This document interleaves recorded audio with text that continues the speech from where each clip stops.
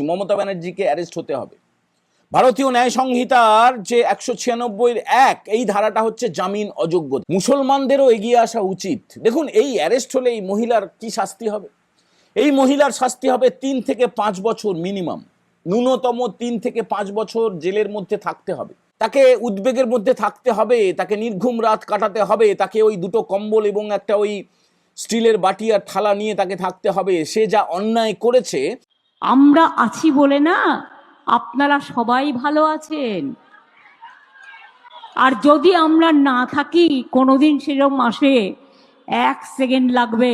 একটা কমিউনিটি যখন জোট বাঁধে না, ঘিরে ফেললে 1 সেকেন্ডে দেবে একদম 12টা বাজিয়ে।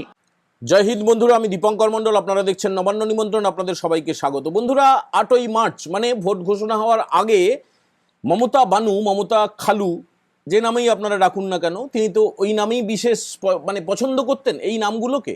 কারণ তিনি সবসময় ওই রকম ঘোমটা পরে, এগুলো সব জানেন আপনারা। এই কথাটাও আপনারা অনেকবার হয়তো শুনেছেন, আজকে আরেকবার শোনালাম এই কারণে, এই যে 1 মিনিটে বিশেষ একটি কমিউনিটি যদি জোট বাঁধে না, দেবে একদম 13টা বাজিয়ে। এই কারণে আপনারা আমাদের ভোট দিন, আমরা না থাকলে আপনাদের হাল খারাপ হয়ে যাবে। এটা এই মমতা বানু বা বেগম, বেগম মমতা বললেই মনে হয় শুনতে ভালো লাগবে নাকি? তাহলে এই বেগম মমতা তিনি বলেছিলেন 8ই মার্চ ধর্মতলার যাত্রা পার্টির মঞ্চ থেকে একটা কুৎসিত যাত্রা পার্টি হচ্ছিল ধর্মতলায়, কলকাতায়, সেখানে তাঁবু খাটিয়ে।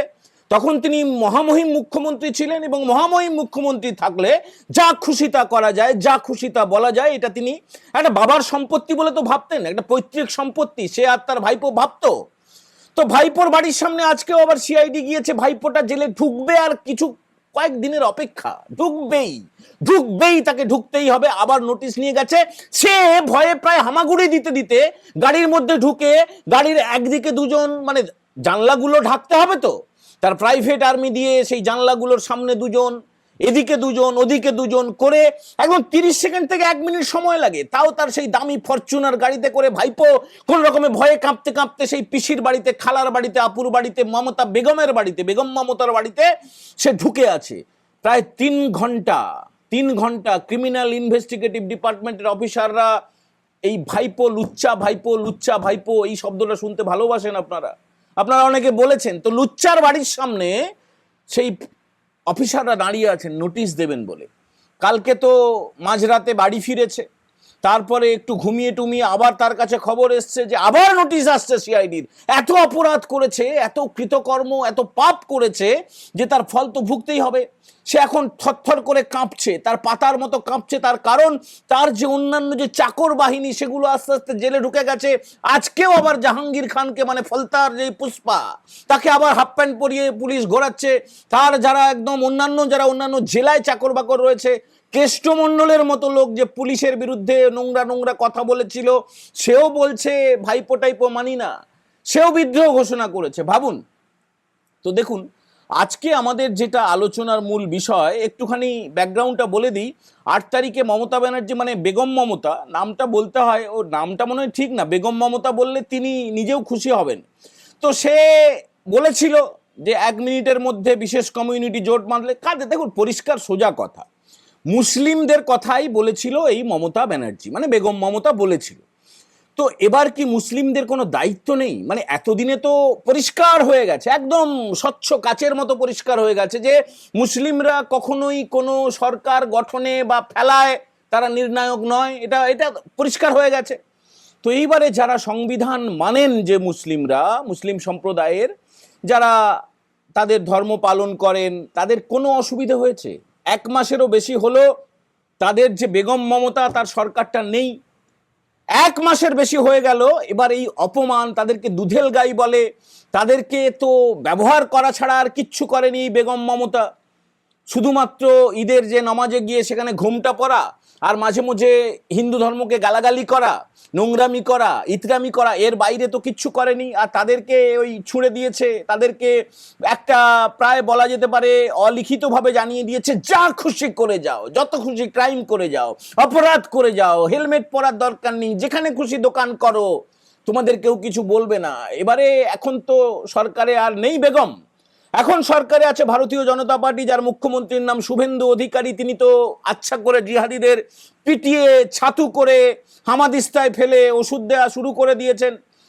ভয়ে আছেন নাকি? আমি মুসলিম সমাজের উদ্দেশ্যে, মুসলমান সমাজের উদ্দেশ্যে সরাসরি প্রশ্নটা করছি, আপনারা ভয়ে আছেন? কেন ভয়ে আছেন? কি অসুবিধে? অসুবিধেটা কি? কোনো অসুবিধে হয়েছে? কাউকে যারা ন্যায্য ভোটার, যারা এই ভারতবর্ষে আছেন, ভারতের আইন কানুন মানেন, সংবিধান মানেন, কারো কোনো বিন্দু মাত্র অসুবিধে হয়েছে? হ্যাঁ, যারা বাংলাদেশ থেকে এসেছিল তাদেরকে পোটলা পুটলি করে ওপারে ছুড়ে দেওয়ার কাজ শুরু হয়ে গেছে, সেটা চলছে, একদম পুরোপুরি নিশ্চিহ্ন করে দেওয়া হবে। এর বাইরে আপনারা যারা বাপ 14 পুরুষ ধরে, কয়েক পুরুষ ধরে ভারতবর্ষে আছেন, কলকাতায় আছেন, পশ্চিমবঙ্গে আছেন, তাদের কোনো অসুবিধা হয়েছে? বিন্দুমাত্র অসুবিধা হয়েছে? তাহলে আপনারা কেন এখনো পর্যন্ত ওই নোংরা মহিলার বিরুদ্ধে আর নোংরা লুচ্চা ভাইপোর বিরুদ্ধে আপনারা মুখ খুলছেন না? আপনাদের এত ব্যবহার করা হয়েছে। এই কথাটা যেটা শোনালাম একদম এই এপিসোডের শুরুতে, এটা জঘন্যতম নাকি খুব ভালো কথা? এটা খুব ভালো কথা বলে আপনারা মনে করেন? যদি গায়ে একটুখানি রক্ত মাংস থাকে, মানুষের চামড়া থাকে, তাহলে কেন আপনারা প্রতিবাদ করছেন না? কিছু না হলে সোশ্যাল মিডিয়াতে তো লিখুন যে এই ধরনের কথাকে আমরা সমর্থন করি না, এই ধরনের নোংরামিকে, এই ধরনের বেআইনি কথাকে আমরা সমর্থন করি না। দেখুন, জনৈক তুষার কান্তি দাস তিনি এফআইআর রুজু করেছেন। 3টে ধারা দিয়েছে কলকাতা পুলিশ। হেয়ার স্ট্রিট থানায় রুজু হয়েছে, এরপরে সেটা হয়তো সিআইডির কাছেও যেতে পারে, যা আমরা ইঙ্গিত পাচ্ছি।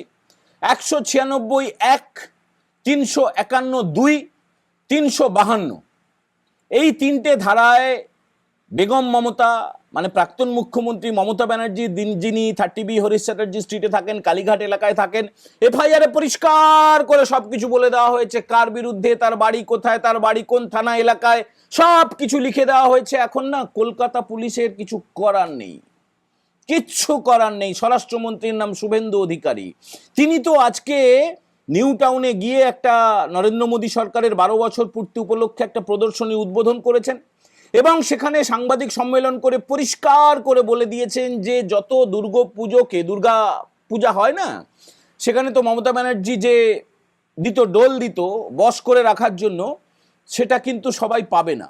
এবার কিন্তু পরিষ্কার করে দিয়েছেন মুখ্যমন্ত্রী শুভেন্দু অধিকারী, তিনি পরিষ্কার করে বলে দিয়েছেন যে যাদের যাদের দরকার নেই, অনেক বড় বড় পুজো হয়, এই যে অরূপ বিশ্বাসের কুরুচিকর সংঘ হতো, কোটি কোটি টাকা বাজেট, চোর বাগান বলে একটা পুজো হতো, কোটি কোটি টাকা বাজেট, কোটি কোটি টাকা বাজেট, শ্যামবাজারের কাছাকাছি উত্তর কলকাতায় বেশ কয়েকটা বড় বড় পুজো, টালা প্রত্যয় বলে একটা পুজো হতো, প্রত্যেকটাই একদম সেই পায়ে পড়া চটি চাটা পদলেহনকারী। কিন্তু কোটি কোটি টাকা যাদের বাজেট, তাদের সরকারি অনুদান লাগবে কেন? মুখ্যমন্ত্রী একদম সঠিক পদক্ষেপটাই করেছেন। তিনি বলেছেন যে পুজোর সংখ্যা আরো বাড়বে এবং আমরা যা জানতে পাচ্ছি সেখানে স্বরাষ্ট্রমন্ত্রী অমিত শাহ, প্রধানমন্ত্রী নরেন্দ্র মোদী বা কেন্দ্রীয় মন্ত্রীরা সবাই আসবেন। গোটা বিশ্ব দেখবে দুর্গাপূজা কাকে বলে, আপনারাও দেখবেন। অপেক্ষা করুন, এবারের পূজা এবার থেকে আর কি অন্যরকম ব্যাপার। আর কোনো নিষেধাজ্ঞা নেই। ওই সরস্বতী পুজোর জন্য, গণেশ পুজো করার জন্য, দুর্গাপূজা করার জন্য পারমিশনের জন্য করতে দিয়ে পড়ে থাকতে হবে, তা হবে না। আর রাস্তা আটকানোরও কোনো ব্যাপার নেই। অনেকে আবার এই প্রশ্নটা করবেন, বিশেষ করে মুসলমান সম্প্রদায়ের যে দর্শকরা রয়েছেন, ভাই বোনেরা রয়েছেন, আপনারা বলবেন আমাদের নামাজটা তো রাস্তার উপরে বন্ধ করে দিয়েছে, তাহলে দুর্গাপূজার সময় কি রাস্তার উপরে পুজো হবে না? হবে না। খেয়াল করে দেখবেন, ভিডিও রেকর্ডিং করে পাঠাবেন আমাদেরকে, আপনারা পোস্ট করবেন, কেউ কিচ্ছুটি বলবে না। বরং অন্যান্য সময়ের চেয়ে কলকাতা শহর হোক বা যে কোনো শহর হোক, যে কোনো গ্রাম হোক, দেখবেন ট্রাফিকের গতি আরো বেড়ে যাবে। কোনো অসুবিধে নেই, কোনো আপত্তি নেই। কাউকে বিশেষ সুযোগ সুবিধা দেওয়ার পক্ষে আমরা নই এবং রাজ্য সরকারও নয়। রাজ্যের মুখ্যমন্ত্রী শুভেন্দু অধিকারী আগেই তিনি এই ইমাম ভাতা, পুরোহিত ভাতা এইসব বন্ধ করেছেন কিনা, এতে আপনারা খুশি না দুঃখী? কমেন্ট করবেন। আজকে বিশেষ করে যারা মুসলিম সম্প্রদায়ের মানুষ যারা দেখছেন, তারা একটু বেশি করে কমেন্ট করে জানাবেন। রাগ হলে জানাবেন, দুঃখ হলে জানাবেন, অপমানিত হলে জানাবেন, কোনো ঘৃণা থাকলে জানাবেন, আবার খুশি হলেও জানাবেন, অবশ্যই জানাবেন। আপনাদের জন্যই বিশেষ করে এই এপিসোডটা আমরা তৈরি করছি। মুসলমানদের উদ্দেশ্যে জিজ্ঞেস করছি, আপনারা ভয়ে আছেন, আপনারা চাপে আছেন, আপনারা উদ্বেগে আছেন? যদি কেউ থাকেন তাহলে কেন আছেন? 1 মাসের বেশি তো হয়ে গেল। কেউ গিয়ে বাড়িতে ঢিল মেরে এসছে, কেউ গিয়ে আপনাদের মায়েদের ওপরে বোনেদের ওপরে অত্যাচার করেছে, কোনো বাজার বা রাস্তাঘাটে চলাচল করতে কোনো অসুবিধা হয়েছে, সরকারি কোনো পরিষেবা পেতে অসুবিধা হয়েছে? এই তো অন্নপূর্ণা ভান্ডার যেটা 3,000 টাকা করে দেওয়া শুরু হয়েছে, মুসলমানরাও পাচ্ছেন, খ্রিস্টানরাও পাচ্ছেন, বৌদ্ধরাও পাচ্ছেন, সবাই পাচ্ছেন। যে যে ভাষায় কথা বলুন না কেন, যে যে পোশাকই পরুন না কেন, সবাই তো পাচ্ছেন।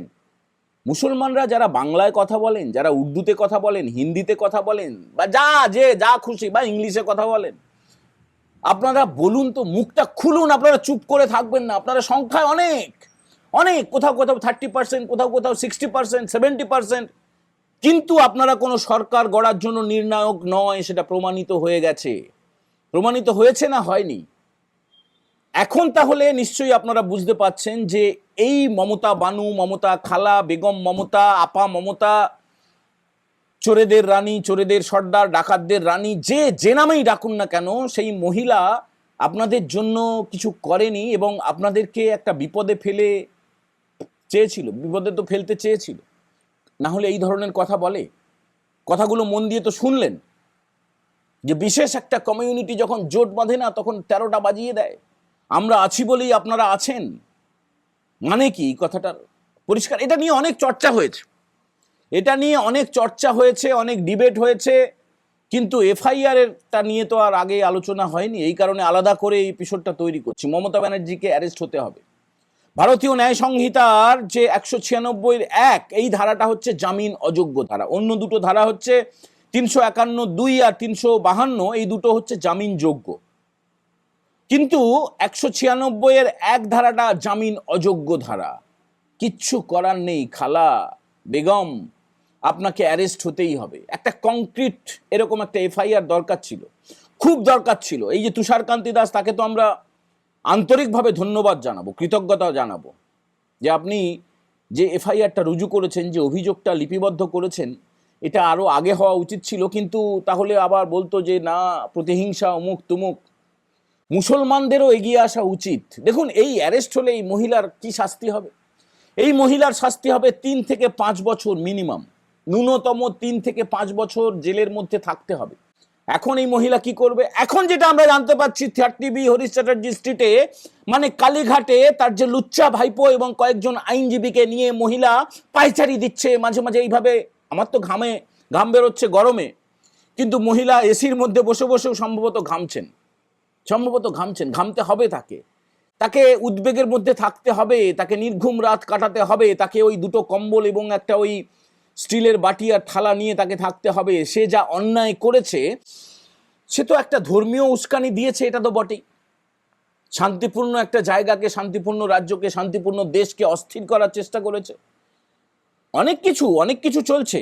দেখুন, এনআইএ তদন্তে আজকে রাজ্য সরকার, আগের যে এই খালা মমতা ছিল বা বেগম মমতা ছিল, সে যেটা আবেদন করে রেখেছিল সেগুলো সব তুলে নিয়েছে এখনকার সরকার।